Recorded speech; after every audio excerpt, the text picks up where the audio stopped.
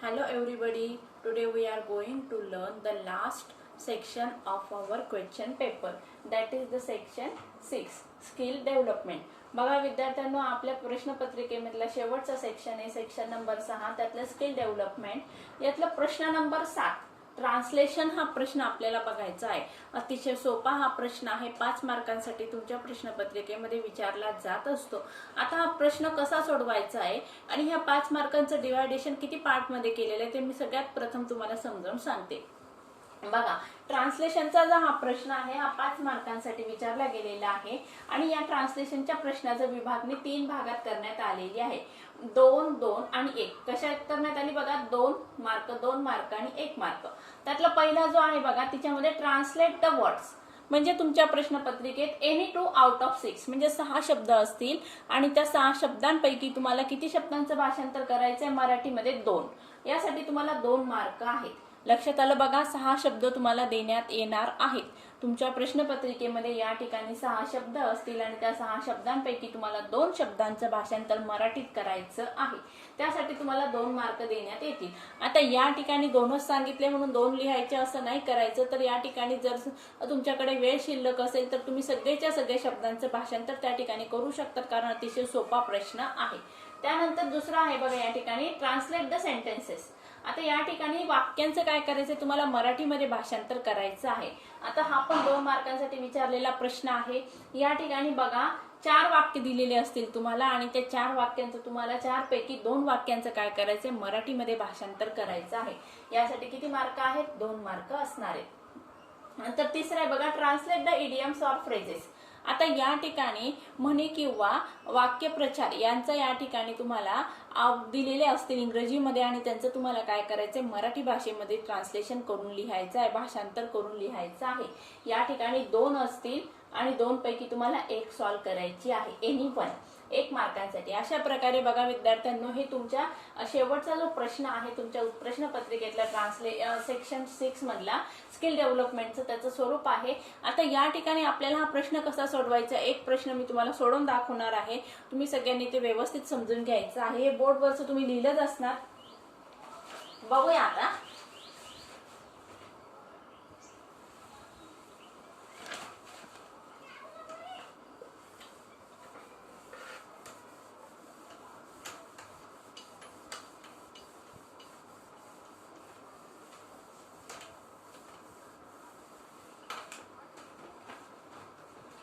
बघूया पहिलं। आता बघा, इथं दिलेलं आहे पहिलं ए, त्यातले शब्द आहे क्लायमेट। आता क्लायमेट म्हणजे काय, वातावरण। बघा, आता मी या ठिकाणी बोर्डवर लिहित बसता तुमच्या समोर वाचून दाखवते आणि तुम्हाला समजावून सांगते। आता पहिले बघा, त्यातलं translate the following words in your medium of instruction. तुमच्या मीडियम ऑफ इन्स्ट्रक्शन म्हणजे मराठी भाषेमध्ये तुम्हाला काय करायचं, या शब्दांचं भाषांतर करायचं आहे। त्यासाठी काय केलंय बघा, या ठिकाणी क्लायमेट एनी 4 करायचे आहेत, म्हणजे 4 शब्दांचं तुम्हाला काय करायचंय, मराठीत भाषांतर करायचं आहे। पहिले बघा, त्या ठिकाणी क्लायमेट, क्लायमेट म्हणजे काय, वातावरण। दुसरा आहे हेडलाईन, हेडलाईन म्हणजे काय, शीर्षक। डिवोशन, तिसरं डिवोशन म्हणजे समर्पण। चौथं आहे रिपोर्टर, रिपोर्टर म्हणजे वार्ताहर। आता 5वं आहे मिरॅकल, मिरॅकल म्हणजे काय, जादू। आणि सॅटेलाइट म्हणजे उपग्रह।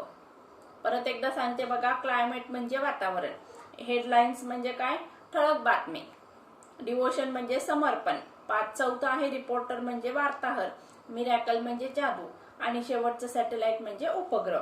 अशा प्रकारे या ठिकाणी बघा, मी तुम्हाला 6 शब्दांचं भाषांतर सांगितलेलं आहे। या ठिकाणी तुम्हाला एक गोष्ट फॉलो करायची आहे, मराठी भाषेमध्ये लिहत असताना या ठिकाणी तुम्हाला मराठी हस्ताक्षर चांगलं पाहिजे आणि त्याचबरोबर मराठी शुद्ध लेखनाचे नियम पाळायचे आहेत। अशुद्ध जर तुम्ही लिहिलेलं असेल तर त्या ठिकाणी तुम्हाला मार्क्स मिळणार नाही, म्हणून शुद्ध मराठीमध्ये आणि चांगल्या सुवाच्य अक्षरामध्ये या ठिकाणी तुम्हाला मराठीमध्ये ट्रान्सलेशन करणं गरजेचं आहे। परत एकदा सांगते, अशुद्ध मराठीमध्ये लिहिल्यानंतर तुम्हाला मार्क मिळणार नाही, म्हणून सुवाच्य अशा शुद्ध अशा मराठी भाषेमध्ये तुम्हाला ट्रान्सलेशन करायचं असतं। त्यातलं बी आहे बघा, translate the following sentences into your medium of instruction any 2 म्हणजे काय करायचं, वाक्य दिलेली आहेत ती वाक्य तुम्हाला काय करायची, मराठी भाषेमध्ये ट्रान्सलेट करून दाखवायची आहे। आता किती वाक्यांचं करायचं या ठिकाणी बघा, 2 वाक्यांचं करायचं आहे। 4 दिलेली आहेत, त्यापैकी 2 तुम्हाला सोडवायची आहेत। त्यातला एक वाचते बघा मी, नेव्हर लूज अन अपॉर्च्युनिटी. काय प्रश्न आहे बघा, नेव्हर लूज अँड अपॉर्च्युनिटी. याचं काय करायचंय, मराठी ट्रान्सलेशन करायचं आहे. मग काय होणार त्याचं ट्रान्सलेशन, संधी कधीही गमवू नका किंवा दवडवू नका. दुसरं आहे बघा, नॉलेज इज पॉवर. ज्ञान काय आहे, ज्ञानामध्ये ताकद आहे किंवा शक्ती आहे. Eat to live, don't live to it.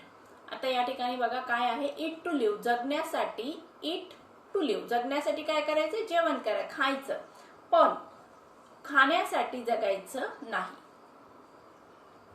Change is the law of nature, बदल हा निसर्गाचा नियम आहे. अशा प्रकारे आपण काय केलं बघा, 4 जे शब्द होते 4 पैकी आपल्याला काय करायचे, 2 शब्दांचं मराठी भाषेमध्ये, शुद्ध मराठी भाषेमध्ये काय करायचं, ट्रान्सलेशन करायचं आहे. सी बघायचं आपल्याला, ट्रान्सलेट द फॉलोइंग इडियम्स और proverbs into your medium of instruction. आता या ठिकाणी तुम्हाला म्हणी किंवा वाक्यप्रचार दिले जाणार आहेत. आता या प्रश्नासाठी तुम्हाला काय करायचंय बघा, तुमच्याकडे जर ऑक्सफर्डची डिक्शनरी असेल तर त्या डिक्शनरीमध्ये तुम्हाला शेवटच्या भागात, त्या डिक्शनरीच्या शेवटच्या भागामध्ये तुमच्यासाठी म्हणी दिलेल्या आहेत आणि प्रोव्हर्ब्स पण दिलेले आहेत. त्या ठिकाणी तुम्ही त्या वाचून ठेवायच्या आहेत. कारण का, या ठिकाणी कुठल्याही प्रकारच्या म्हणी किंवा वाक्यप्रचार तुम्हाला प्रोव्हर्ब्स विचारले जाऊ शकत असतात आणि ते तुम्हाला शुद्ध मराठीमध्ये ट्रान्सलेट करता आले पाहिजे. शब्दशः त्या ठिकाणी त्याचा अर्थ आपल्याला लिहायचा नाही आहे. आता पहिले बघा, एनीवन सांगितले त्यांनी, might is right. Might is right म्हणजे काय, बळी तो कान पिळी. आणि दुसरे बघा, चॅरिटी बिगिन्स ॲट होम. म्हणजेच काय, मग चॅरिटी बिगिन्स ॲट होम म्हणजे काय, आपल्या घरापासून कुठल्याही गोष्टीची सुरुवात करावी लागत असते. आता दुसरी प्रश्नपत्रिका बघा, त्यातलं आपल्याला सोडून बघायचं आहे. त्यातलं मी परत एकदा तुम्हाला समजावून सांगते कशा प्रकारचे प्रश्न असतात. स्किल डेव्हलपमेंट, ट्रान्सलेशन, प्रश्न नंबर 7. आता या ठिकाणी 5 मार्कांचा प्रश्न आहे. Translate the following words into your medium of instruction, any 4. Argument, argument म्हणजे काय, वाद विवाद. अस्पेक्ट म्हणजे काय, भाग. अटेन्शन म्हणजे लक्ष देणे. ऑडियन्स म्हणजे काय, प्रेक्षक. एफिशियंट म्हणजे काय, परिणामकारक. इलेक्शन म्हणजे निवडणूक. आता बी आहे बघा, translate the following sentences into your medium of instruction, any 2. आता शब्दांचं किंवा वाक्यांचं आपल्याला काय करायचं, ट्रान्सलेशन करायचं आहे. यातलं पहिलं आहे बघा, when you will short story B finish. When will your short story B finish. आता या ठिकाणी हा प्रश्न विचारलेला, या प्रश्नार्थक वाक्याचं आपल्याला काय करायचं, ट्रान्सलेशन करायचं आहे. केव्हा तुझी छोटीशी गोष्ट संपणार आहे किंवा लघुकथा.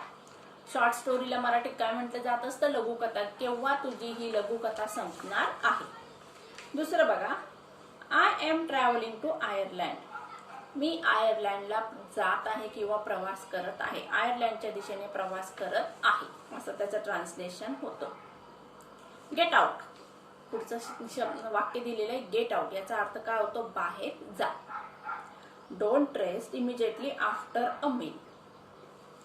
आता या ठिकाणी बघा, डोंट रेस्ट म्हणजे आराम करू नका. इमिजिएटली म्हणजे तात्काळ, लगेच. आफ्टर अ मील, आता या ठिकाणी MEAL, मील म्हणजे काय, मग या ठिकाणी जेवण, म्हणजे जेवण झाल्यानंतर लगेच तुम्ही आराम करू नका किंवा झोपू नका. तर या ठिकाणी मील म्हणजे कंपनी किंवा कारखाना नाही. नीट लक्षात घ्यायचं आहे.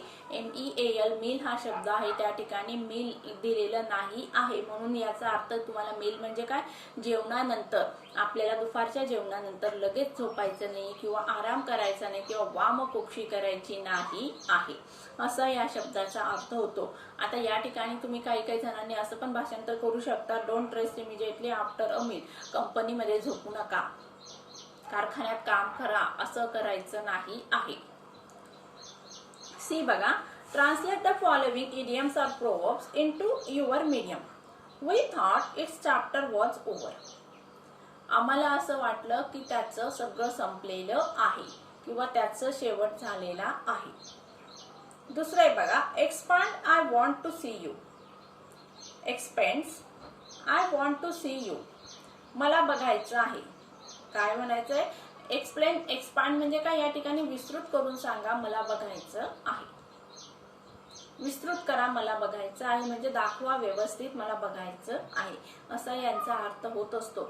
अशा प्रकारे बघा विद्यार्थ्यांनो, आपल्या रायटिंग स्किल मधला आपण प्रश्न नंबर 7 हा कसा सोडवायचा तो बघितलेला आहे. अतिशय सोपा असा हा प्रश्न आहे. 7वा प्रश्न हा आपला 6वा आहे आणि त्या ठिकाणी प्रश्न स्किल डेव्हलपमेंट मधला 6वा प्रश्न आणि तुमच्या प्रश्नपत्रिकेतला प्रश्न नंबर 7 आहे आणि या ठिकाणी 5 मार्कांसाठी हा विचारला गेलेला प्रश्न आहे. आता मग हा प्रश्न सोडवताना यासाठी तुम्हाला कुठली गोष्ट पथ्य पाळायची आहेत. एक तर ज्यावेळेस तुमचे शिक्षक वर्गात शिकवत असतात त्यावेळेस ते कुठल्या शब्दांचे मराठीमध्ये अर्थ सांगत असतात त्यावेळी तुम्ही पेन्सिल घेऊन त्या प्रश्नांचे अर्थ तुमच्या पुस्तकामध्ये लिहिले गेले पाहिजेत. दुसरी गोष्ट, आपल्याला मी आता सांगितल्याप्रमाणे ज्यावेळेस आपल्या लेसन मधून एखादी वाक्य असतात लांबची लांब, त्यावेळेस मॅडम ट्रान्सलेशन किंवा सर ट्रान्सलेशन करून सांगत असतात, त्यावेळेस ती वाक्य तुम्ही व्यवस्थित समजून घ्यायची आहेत.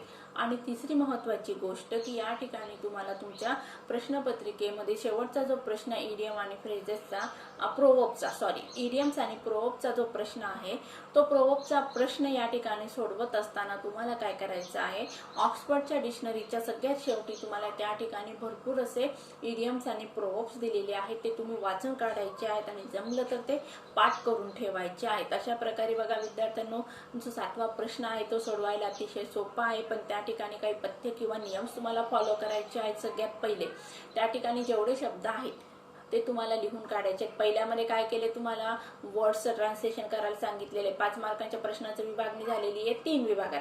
पहिला जो आहे त्यामध्ये वर्ड्सचं ट्रान्सलेशन करायला सांगितलेलं आहे.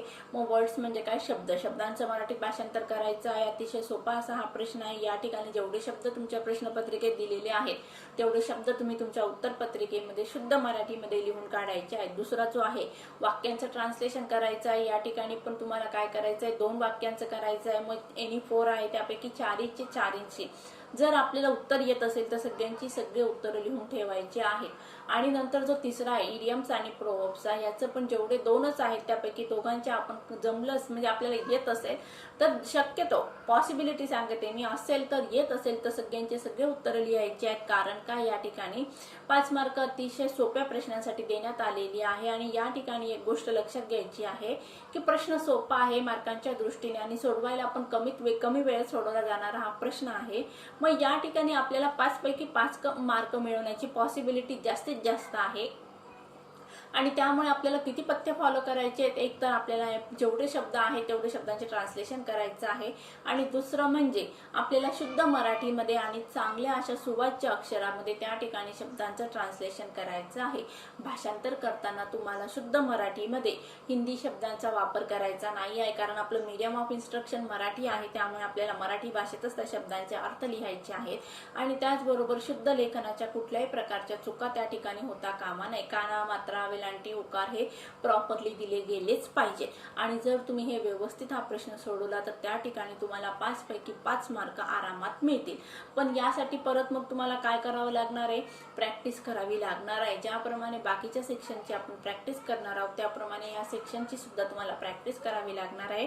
तुम्हाला वाचन या ठिकाणी करावं लागणार आहे. प्रॅक्टिस म्हणजे काय, या ठिकाणी तुमचं वाचन चांगलं पाहिजे. वाचन जर तुमचं चांगलं असेल तर तुम्हाला या ठिकाणी 5 मार्क मिळवण्यात कुठल्याही प्रकारचे अडथळे येणार नाहीत. मला असं वाटतं तुम्हाला हा प्रश्न कसा सोडवायचा ते समजलं असेल. So I hope all of you understand how to solve this question. So students, take care and good bye.